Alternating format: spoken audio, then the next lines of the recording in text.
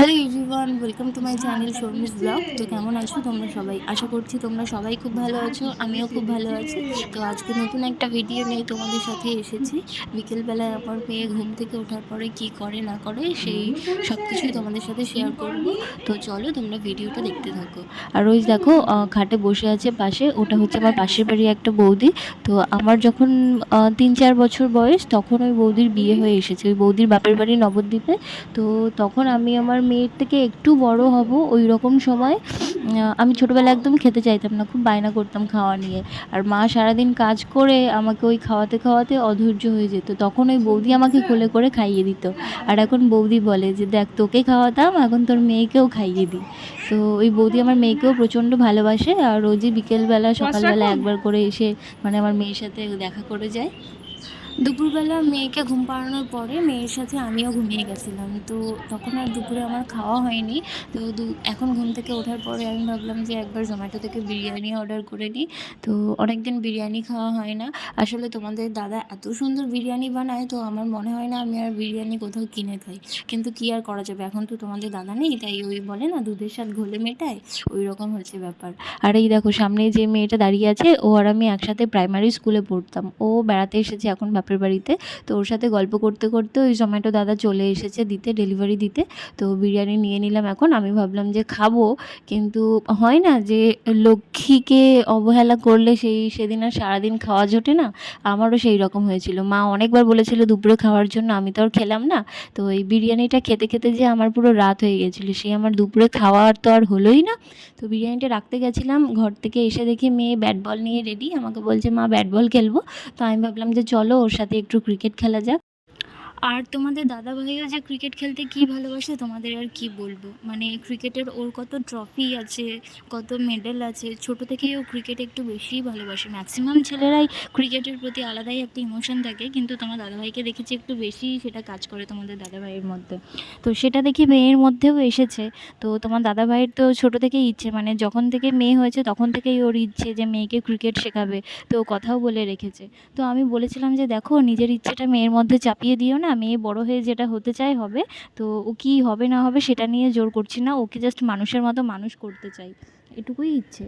তারপর আমি ভাবলাম যে সন্ধে হয়ে আসছে, তো জামা কাপড়গুলো তুলে নিই। মেয়ের কিছু জামা কাপড় ছিল, তো সেগুলো তুলে নিচ্ছিলাম। আর দেখো মেয়ে বল নিয়ে মারছে, মানে ভিডিও করছিল যে সে হচ্ছে আমার বোন, আমার কাকার মেয়ে। তো ও কী করছে, বল নিয়ে ওকে মারতে আসছে, আর ও ভিডিও ভয়ে পালিয়ে যাচ্ছে আর ভিডিও করা বন্ধ করে দিচ্ছিল। দিয়ে তারপর আমি ভাবলাম যে সন্ধে হয়ে আসছে, তার আগে একটু বিকেলে ওকে ঘুরিয়ে নিই, মেয়েকে ঘুরিয়ে এসে তারপরে ওকে খাওয়াবো। আর কি বলো তো, আমি আমার মেয়েকে দেখেছি যে ও আমার শ্বশুরবাড়ির এলাকা থেকে এখানে থাকতে বেশি কমফোর্টেবল ফিল করে। আসলে কি বলো তো, ওইখানকার পরিবেশটা সুন্দর, মানে কেউ কারো বাড়িতে যায় না, সবাই নিজের বাড়িতেই থাকে, নিজেদের লোকজন যে কটা আছে তাদের সাথেই মানে কথাবার্তা খেলাধুলা এইটুকু করে। তার বাইরে তো আর বাইরে কারোর সাথে মেশে না, কোথাও যাওয়াও হয় না সেভাবে। আর এখানে আমাদের বাড়িটা এমন একটা গ্রামে যে আশেপাশে সবাই সবার বাড়িতে আসে, মানে কারোর সাথে কারো রক্তের সম্পর্কও না থাকলে না, মানে সবাই সবার বিপদে ঝাঁপিয়ে পড়ে, আলাদা একটা টান থাকে সবার মধ্যে দেখেছি আমি। তো আমার মেয়েকেও দেখি এখানকার লোকজনের সাথে খুব তাড়াতাড়ি মিশে যায়। আর আমাদের বাড়ির পাশেই একটা ফাঁকা জায়গা আছে, যেখানে একটা মন্দির আছে, আর তার পাশে একটা ছোট মাঠ আছে। আর মাঠের একদম কোনায় একটা হচ্ছে গিয়ে নতুন জলের ট্যাঙ্ক হয়েছে।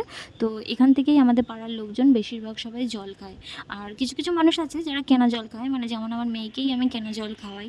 এখনও অবধি ওকে বাইরের কোনো জল খাওয়াই না, কিনেই আপাতত জল খাওয়াই। তো ওই রকম আছে কিছু কিছু মানুষ যারা কেনা জল খায়, আর বেশিরভাগ মানুষই এই ট্যাঙ্ক থেকে জল খায়। তো কিছুদিন আগে হয়েছে কি, এই ট্যাঙ্ক, দুটো ট্যাঙ্ক বসানো আছে, তো ওপরের ট্যাঙ্কটা ফুটো হয়ে গেছে কোনো কারণে। তো সেখান থেকে জল পড়ে পুরো মাঠটা ভেসে যায়। তো পাড়ার বাচ্চা বাচ্চা ছেলেপেলেগুলো সেই ভিজে ভিজে সেই জলে স্নান করে, খেলাধুলো করে। তো আমার মেয়ে অনেকক্ষণ ধরে বাড়ি থেকে যখন ক্রিকেট খেলছিল তখনই দেখতে পাচ্ছিল। তো ওখানে আসার জন্য ছটফট করছিল, তাই আমি ভাবলাম যে চলো একটু ওখানে নিয়ে যাই ওকে। দিয়ে তারপরে ওখানে নিয়ে গেছিলাম, নিয়ে যাওয়ার পরে ও তো দেখে ওখান থেকে আসতে চাইছিল না, বারবার ওকে আমি ভুলিয়ে বাড়ি আনার চেষ্টা করছিলাম, কানে ফুল গুঁজে দিচ্ছিলাম, তাও ওর মনটা ওখানেই চলে যাচ্ছিলো। দিয়ে তারপর আবার ওকে একটু ওইখানে নিয়ে গেলাম। দিয়ে তারপরে যারা স্নান করছিল ওখানে, মানে ওই জলে ভিজে ভিজে স্নান করছিল যারা, তাদেরকে আমি পড়াতাম। মানে তারা আমার মেয়ের থেকে একটু বড় হবে, যখন ৩-৪ বছর বয়স তখন থেকে তাদের আমি পড়াতাম। এখানে দুটো বাচ্চা ছিল যাদের আমি পড়াতাম, আর তারা এখন কত বড় হয়ে গেছে। দিয়ে সন্ধ্যা হয়ে আসছিল বলে আমি তো মেয়েকে নিয়ে বাড়ি চলে আসতে চাইছিলাম, কারণ কি ওর খাওয়ানো আছে, তো সন্ধ্যা হয়ে আসছে। আমি ওকে বললাম চলো বাবা বাড়ি চলে যাই। ও তো ওখান থেকে আসতেই চাইছে না, বলছে মা দাদাদের সাথে হাপুস করবো, মানে ও স্নান করাকে হাপুস করা বলে, তো তাই জন্য আমাকে বলছে যে মা আমি দাদাদের সাথে হাপুস করব। আমি বলছি যে না বাবা এখন হাপুস করবে না, এখন তো বিকেল হয়ে গেছে, এখন হাপুস করলে ঠান্ডা লেগে যাবে তোমার, তো চলো বাড়ি চলো, আমরা আবার পরে আসবো। ওকে ভুলিয়ে ভালিয়ে আমি আবার বাড়ি চলে আসলাম, কারণ ওকে তো আবার খাওয়াতে হবে, ওর খাবার বানাবো, আবার খাওয়াবো, আমার আবার বিরিয়ানি খেতে হবে। দিয়ে এই দেখো বাড়ি এসে কাটতে বসে পড়েছি। সন্ধেও হয়ে এসেছে অনেকটা, তাই জন্য আমি ভাবলাম কি অন্যান্য দিন আমার মেয়ে যেমন ঘুম থেকে উঠে বিকেলবেলার টাইমটাতে ফল খায়, যে কোনো ফল খায়, যেমন কলা হোক বা লেবুর রস হোক বা আপেল সেদ্ধ হোক বা তরমুজ হোক, ওর যে কোনো ফল লাগে ও একটা করে ফল খায়। কিন্তু আজকে একটু সন্ধে হয়ে আসছিলো বলে আমি আর কোনো ফল খাওয়াইনি। আমি ভাবলাম যে ওই মিষ্টি আলু যেটা হয় না, অনেকে রাঙা আলুও বলে থাকে, ওই সেদ্ধ, ওটা সেদ্ধ করে খাওয়াই প্রেশার কুকারে। তো আমার মেয়ে ওটা খেতে খুব ভালোবাসে, আর শুনেছি ওটা বাচ্চাদের জন্য খুব উপকারী খাবার। তো শুধু বাচ্চা বলে না, বড়দের জন্যও খুব উপকারী ওই খাবারটা। তো আমার মেয়েকে ওটা খাওয়াবো ভাবলাম।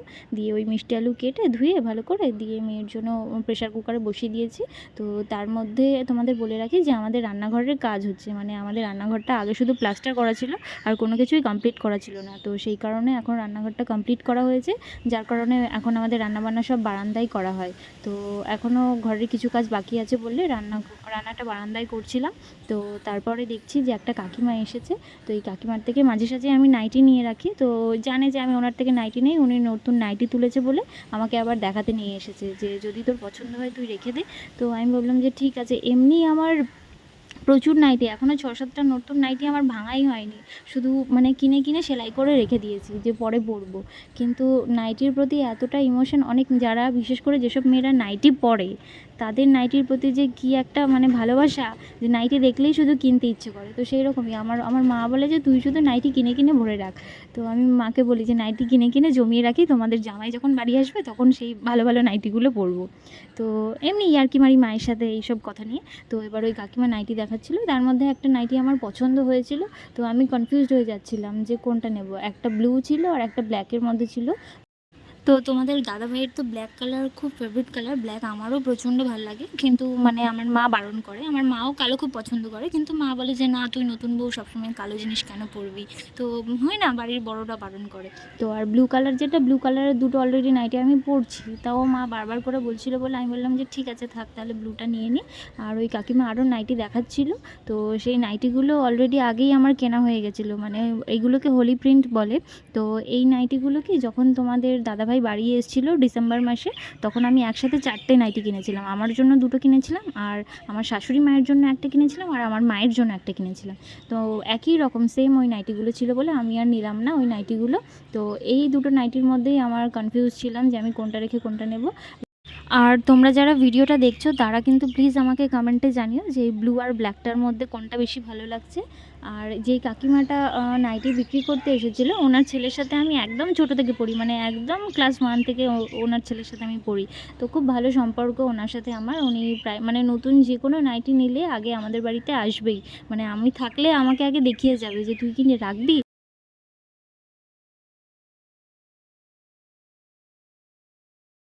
তারপর নাইটি রাখা হয়ে গেল, সন্ধেও হয়ে গেল, দিয়ে মেয়ের আলুটাও সেদ্ধ হয়ে গেল। তো আমি ভাবলাম যে তাহলে মেয়েকে এবার খাইয়ে নিই। এই দেখো মেয়েটার মিষ্টি আলুটা একটুখানি সামান্য সে ম্যাশ করে নিয়ে তার মধ্যে মানে মেয়ে যে ফর্মুলা মিল্কটা খায় সেই মিল্কটা অ্যাড করে তার মধ্যে ড্রাই ফ্রুটস দিয়ে আর হচ্ছে গিয়ে জেগরি পাউডার দিয়ে, মানে ড্রাই ফ্রুটসটা হচ্ছে অনেক রকম ড্রাই ফ্রুটস মিক্সড করা, যেমন হচ্ছে আমন্ড আছে, ওয়ালনাট আছে, কাজু আছে, সব একসাথে মিক্সড করে কৌটোয় গুঁড়ো করে রেখেছি। আর ওকে তো এখনও অবধি কোনো চিনির টেস্ট করাইনি, মানে চিনিও খায় না। তো ওকে সবসময় কোনো মিষ্টি কিছু খাওয়ালে সেটার মধ্যে জেগরি পাউডার অ্যাড করে দিই। তো ওই আখের গুড়টা দিয়েই ওকে খাওয়ানো হয়। তো সেটাই ভালো করে মিক্সড করে নিচ্ছি, তো সেটা এখন মেয়েকে খাওয়াবো।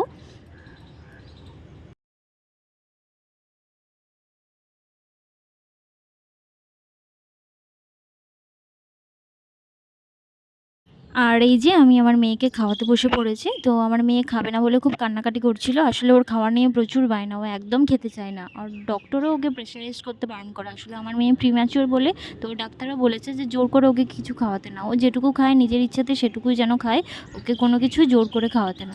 তো এবার আমি কি করব, কারণ যতই হোক মায়ের মন তো মানতে তো চায় না। মনে হয় যেন মেয়ে যেন আরও 2 চামচ খেলে যেন মায়ের, মানে মেয়ের পেটের থেকে মায়ের মন ভরে যায় বেশি, এই রকম হয়। তো আমি ওকে বেশিরভাগ সময়টাই না ও ফোনে কার্টুন দেখে খায়, যেটা একদমই উচিত না করা, ব্যাড হ্যাবিট। কিন্তু ও খেতে চায় না বলে কি করব, কিছু একটা দিয়ে ভুলিয়ে ভালিয়ে ওকে খাওয়ানোর চেষ্টা করি যাতে ও খায়। আমার কথা হচ্ছে ও কার্টুন দেখে খাক, কিন্তু ও যেন খেয়ে ওর পেটটা ভরে, আমি সবসময় সেটাই চাই। তো আমি যেমন ছোটোবেলায় খেতে চাইতাম না একদমই, আমার মাও অধৈর্য হয়ে যেত আমাকে নিয়ে। মানে আমার বাবার মাসি ছিলেন যিনি কিনা আমাদের কাছে থাকতেন। তো উনি সম্পর্কে আমার ঠাকুমা হতেন, কিন্তু ঠাকুমা কোনোদিনও বলতাম না, ওনাকে দিদিই বলতাম। তো আমাদের মা বলেছে যে ছোটো থেকে আমাদের উনিই খাইয়েছেন, মানে আমাকে, দাদাকে, আর উনি আর ওই পাশের বাড়ির ওই বৌদিটাই খাওয়াতেন। তো মা তো তাও একে ওকে দিয়ে আমাকে খাওয়ানোর চেষ্টা করতো, কিন্তু আমি কাউকে দিই না, মানে ছোটো থেকে আমার মেয়েকে কারো কাছে দিই না আমি খাওয়ানোর জন্য।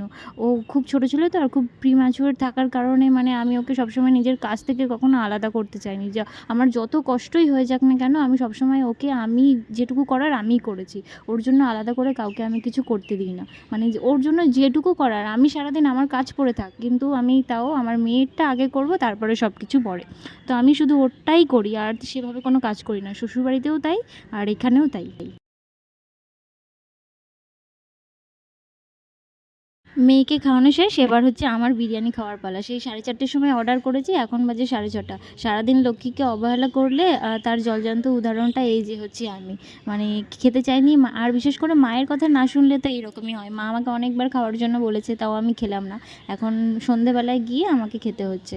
তো সন্ধে দেওয়া হয়ে গেছে অলরেডি, তারপরেই এখন আমি খাবো। এত খিদে পেয়েছে, মনে হচ্ছে প্যাকেটটা ছিঁড়তে পারছি না, টেনে হিঁচড়ে যেভাবেই হোক কাটার চেষ্টা করছি।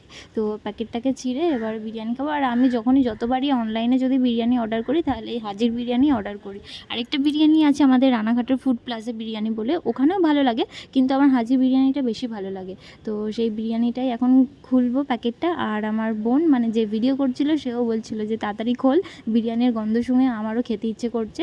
তো আমি বিরিয়ানির প্যাকেটটা খুললাম। মানে দেখতে যতটা ভালো না ছিল, কিন্তু খেতে মোটামুটি টেস্ট ছিল। যতই টেস্ট থাকুক না কেন, তোমাদের দাদার হাতের মতো অত টেস্টও নয়। তো খিদে পেয়েছে, কি করব, যাই হোক। আর সামনে রয়েছে বিরিয়ানি, সেটা তো না খেয়ে পারা যায় না। তো চলো আমরা বিরিয়ানিটা খেতে থাকি আর তোমরা ভিডিওটা দেখতে থাকো। আর তোমাদের ভিডিওটা কেমন লেগেছে আমাকে কিন্তু কমেন্ট করে জানিও। আর তোমরা কেমন টাইপের ভিডিও দেখতে চাও সেটাও আমাকে কমেন্ট করে জানিও। আর তোমাদের ভালোবাসার কারণেই আমার 7,000 সাবস্ক্রাইবার পূরণ হয়েছিল। তো তোমরা সেই আগের মতোই ভালোবাসা দিও আর আমাকে সাপোর্ট করো। আর যারা যারা এখনও আমার চ্যানেলটাকে সাবস্ক্রাইব করোনি, আমার চ্যানেলে নতুন আছো, তারা প্লিজ আমার চ্যানেলটা সাবস্ক্রাইব করে দিও। আর তোমরা সবাই ভালো থেকো, সুস্থ থেকো। আর এখনের মতো চলো, টাটা।